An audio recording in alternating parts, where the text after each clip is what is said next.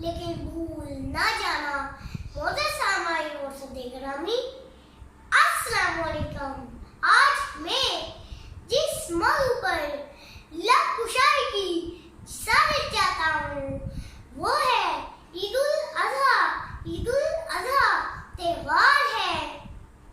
معزز سامعین، اپنی نسل نو کو بتانے کا حکم خداوندی کی تکمیل اور فرزندی کے آداب سکھلانے کا، مگر افسوس کہ آج اسی نسل نو کو بتایا جاتا ہے کہ عید الاضحیٰ نام ہے نمائش کا، ذبائش کا، پرتکلف دعوتوں کے اہتمام کا،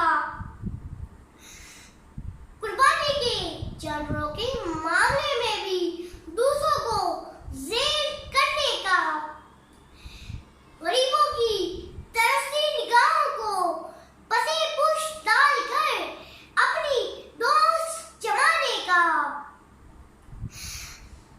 اپنی ڈھونس جمانے کا، معزز صدیق گرامی، سوچئے تو صحیح، آج ہم کس طرف جا رہے ہیں؟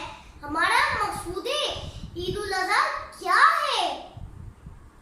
کیا یہی ہے دعوتِ خوشخبریاں اور جانوروں کی نمائش، جس میں غریبوں کے لیے ایک وقت کا گوشت